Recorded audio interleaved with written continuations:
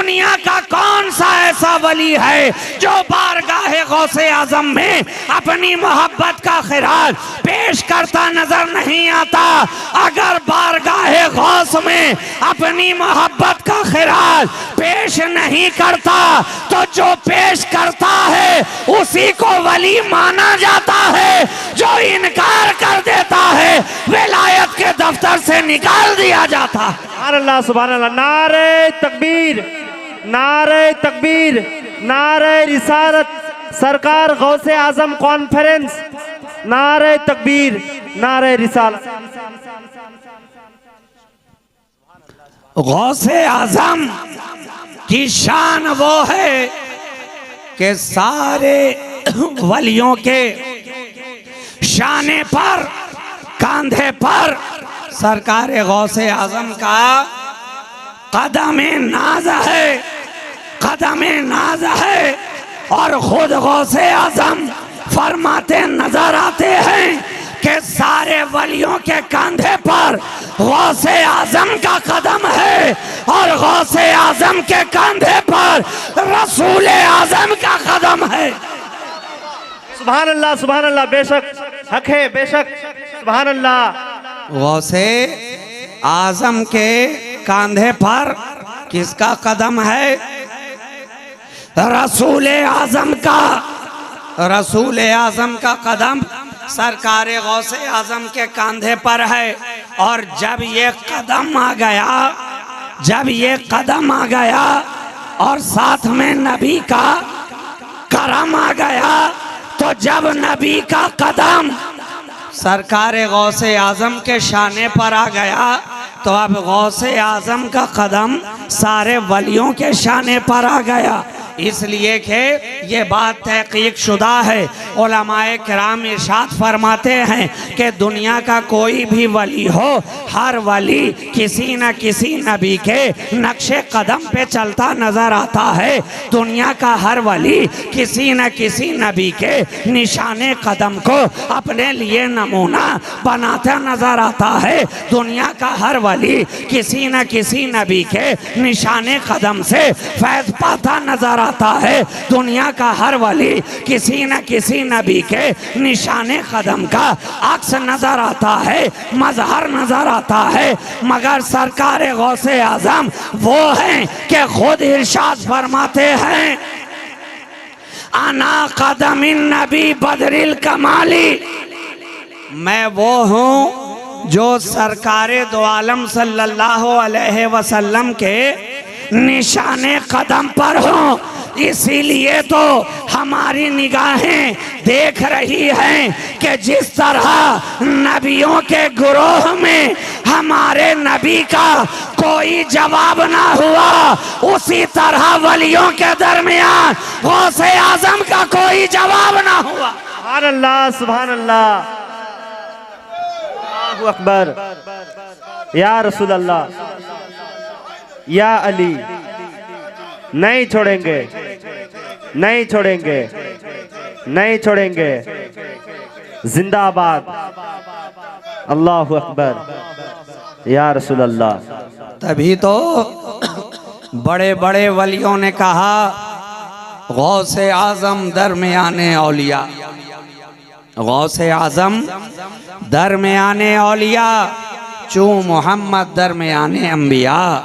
सरकार गौसे आजम की शान ये है कि जिस तरह नबियों के दरमियान हमारा नबी सबसे अलग शान रखता है, उसी तरह वलियों के दरमियान हमारा गौस सबसे अलग शान रखता नजर आता है। इसलिए तो दुनिया में आए भी तो अलग शान लेकर, दुनिया के अंदर आए भी तो निराली शान लेकर, अजब अंदाज लेकर, सबसे अछूता।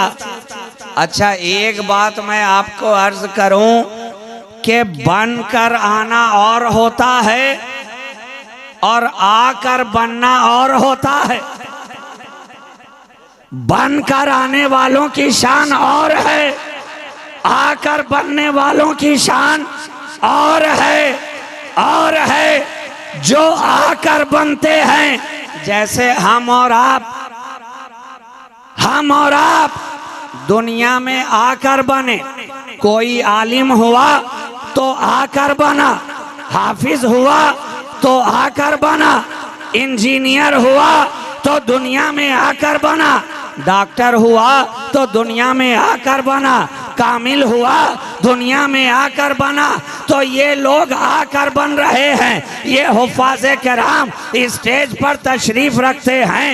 इनसे आप पूछिए कि आप दुनिया में आकर हाफिज बने ना, तो ये बताएंगे आप क्या समझते हैं जनाब। अरे लड़कपन का ज़माना गुजरा, फिर मदरसे में गए, दाखिला लिया, उस्ताद के सामने ज़ानुए तलम्मुस को तय किया, कई साल मेहनत करते रहे, कोशिश करते रहे, काविश करते रहे, खूने जिगर जलाते रहे, रातों की नींद हराम करते रहे, दिन का सुकून और चैन कुर्बान करते रहे। घर को छोड़ा, घर से बाहर निकले, इलाके को छोड़ा, इलाके से बाहर निकले, दोस्तों को छोड़ा, दोस्तों की रफाकत से दूर हो गए, खानदान से अलग हुए, मदरसे में रहकर जिंदगी गुजारते रहे, मेहनत करते रहे, कई साल तक मेहनत की, तब जाकर हाफिज का दस्तार हमारे सर पर रखा गया, हिफ्ज़े कुरान का दस्तार हमारे सरों पे बांधा गया।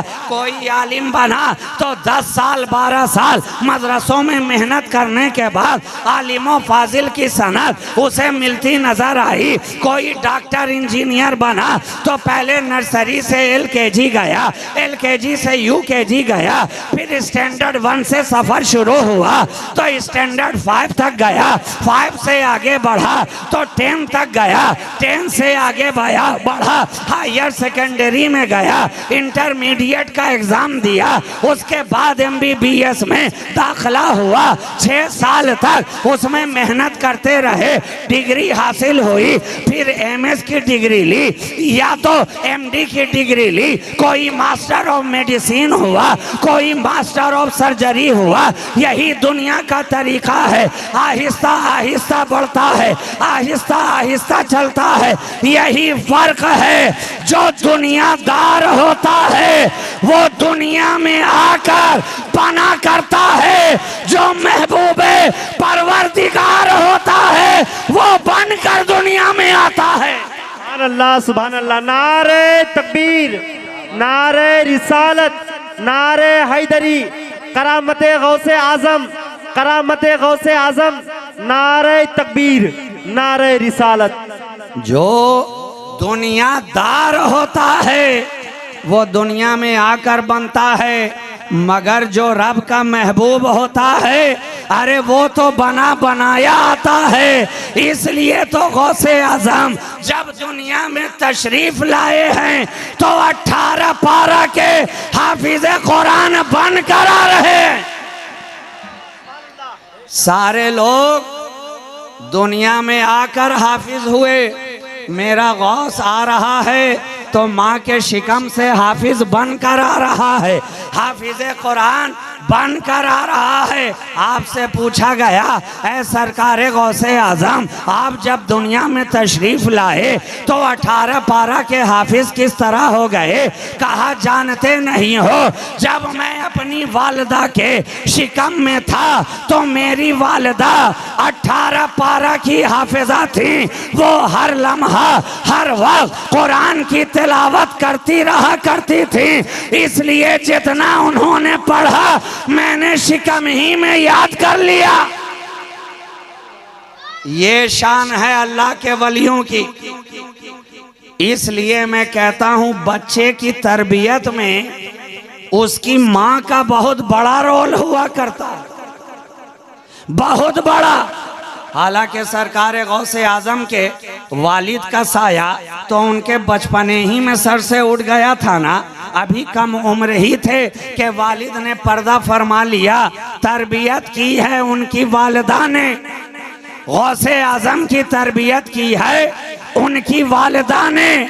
और तरबियत का अंदाज क्या, गोद में है तो कुरान पढ़ रही है, पालने में है तो कुरान पढ़ रही है, झूला झुला रही है तो कुरान पढ़ रही है, दूध पिला रही है तो कुरान पढ़ रही है, लोरियां सुना रही है तो कुरान पढ़ रही है। तो मुझे कह लेने दो कि जब माँ ऐसी परहेजगार होती है तो घर में गौस आता है, और जब माँ बाहया ना हो तो गौस की जगह घर में बॉस आता है।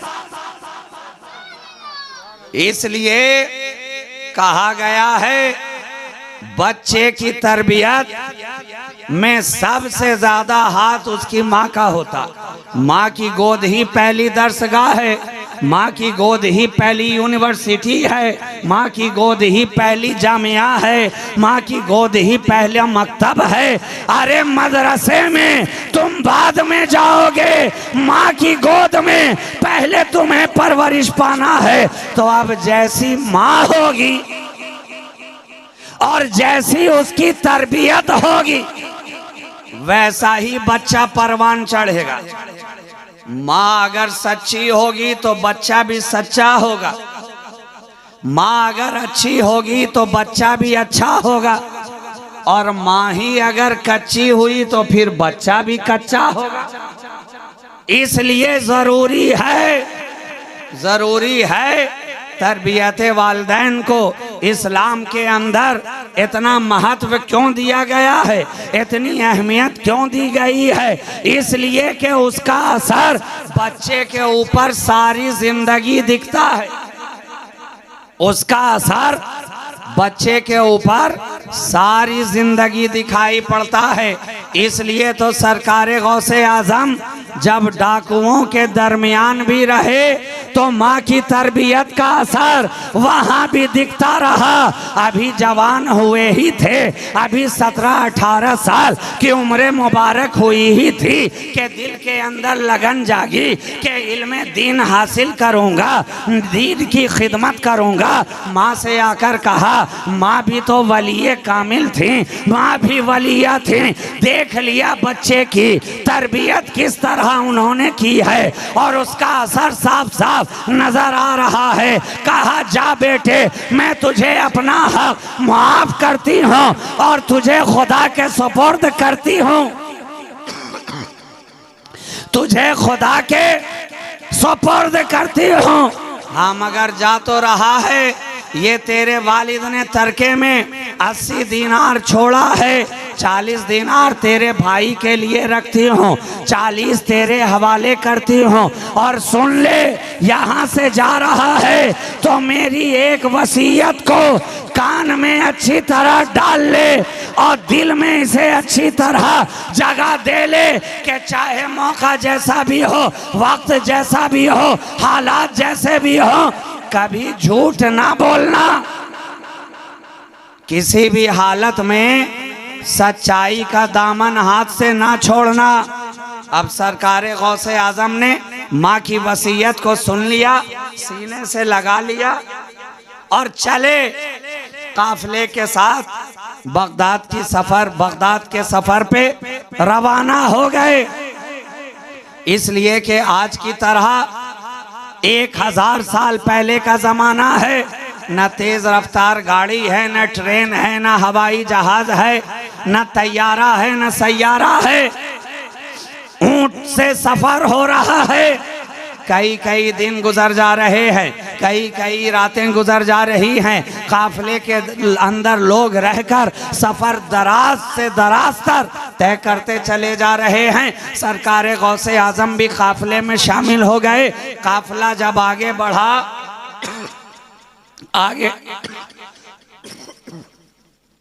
काफिला जब आगे बढ़ा, एक जगह ऐसी आई कि डाकुओं ने काफिले का मुहासरा कर लिया, घेर लिया। अब जब डाकुओं ने घेर लिया तो एक एक से पूछा जा रहा है, तुम्हारे पास कुछ है? कुर्बान जाओ। ये एक ऐसा मकाम है कि हर इंसान चाह रहा है कि जो कुछ भी है उसमें से कुछ न कुछ मेरे पास बच जाए, बच जाए। छुपाना चाह रहा है, हीला बहाना तलाश कर रहा है, और डाकू है कि तलाश कर कर के खोज खोज कर सारा माल जब्त करते जा रहे हैं, छीनते जा रहे हैं, लेते जा रहे हैं। मगर देखो माँ की तरबियत का असर कि सारे काफिले वाले अपने माल को छुपाना चाह रहे थे मगर ना छुपा सके। लेकिन जब गौसे आजम से डाकू पूछ रहे हैं, ऐ बच्चे बता तेरे पास भी कुछ है क्या, तो सब छुपाते नजर आ रहे थे और मेरे गौसे आजम काफिले के आगे छपाते नजर आ रहे। सब ने बचाना चाहा, गौसे आजम ने बताना चाहा, सब बचाते नजर आए और गौसे आजम बताते नजर आए। पूछा जा रहा है जब भी, ऐ बच्चे तुम्हारे पास भी कुछ है? कहा हाँ है, हाँ है। तुम्हारे पास भी कुछ है? हाँ 40 दिनार है। तुम्हारे पास भी कुछ है? हाँ मेरी वालदा ने घर से मुझे रुखसत करते वक्त मुझे 40 दिनार अता किए हैं। और डाकू हैं कि सुन सुन के मुस्कुरा रहे हैं कि अरे ये बच्चा मजाक कर रहा है, ये बच्चा मजाक कर रहा है। एक ने पूछा, दो ने पूछा, 3 4 ने पूछा। जब कई लोगों ने पूछ लिया जवाब एक ही था तो सब मिलकर के गए अपने सरदार के पास, डाकुओं के सरदार के पास। कुर्बान जाइए, इधर वलियों का सरदार है, उधर डाकुओं का सरदार, डाकुओं का सरदार है। आया डाकुओं का सरदार सरकार गौसे आजम की बारगाह में। अभी तो बचपना ही है। पूछा है बच्चे सब तो छुपा रहे थे, तू क्यों छपा रहा है, तू क्यों छपा रहा है? कहा है सरदार तुम जानते नहीं हो, मैं जब घर से चला था मेरी वालदा ने मुझे ये हुक्म फरमाया था कि चाहे हालात जैसे भी हों किसी भी हाल में झूठ नहीं बोलना है। इतना सुनना था कि डाकुओं के सरदार की आंखों में आंसू आ गए कि ये बच्चे, एक तू है कि अपने माँ से किया हुआ वादा निभाता नजर आ रहा है और एक हम हैं कि अपने रब से किया हुआ वादा कब से तोड़ते चले जा रहे हैं। सुभान अल्लाह, सुभान अल्लाह। नारे तकबीर, नारे रिसालत, अजमत गौसे आजम, अजमत गौसे आजम, करामत गौसे आजम। नारे तकबीर, नारे रिसालत। एक तू है कि अपनी माँ से किया हुआ वादा नहीं तोड़ता और एक हम लोग हैं कि अपने रब से किया हुआ वादा कब से तोड़ते चले जा रहे हैं। ना शरीयत की पासदारी है, ना सुन्नत की पैरवी है, ना रब के हुक्म पर अमल है। हम तो बरसों से अपने रब से किया हुआ वादा तोड़ते चले आ रहे हैं। ऐ बच्चे तू गवाह हो जा, मैं तेरे हाथ पर अपने गुनाहों से तौबा करता हूँ और कलमा तैयबा पढ़ता हूँ। अशहदु अन ला इलाहा इल्लल्लाह व अशहदु अन्ना मुहम्मदन अब्दुहु व रसूलुहु। जब देखा डाकुओं ने दूसरे कि सरदार तो अब ताइब हो गया, गुनाहों से तौबा कर लिया, तो उसका देखा देखी दूसरे डाकू भी उसके पास आ गए और कहने लगे, ऐ सरदार जब तक चोरी करते रहे हम तुम्हारे साथ रहे, जब तक तुम डाका डालते रहे हम तुम्हारे साथ रहे, जब तक तुम गलत काम करते रहे हम तुम्हारे साथ रहे, जब तक तुम शरीयत से मुंह मोड़ते रहे हम तुम्हारे साथ रहे।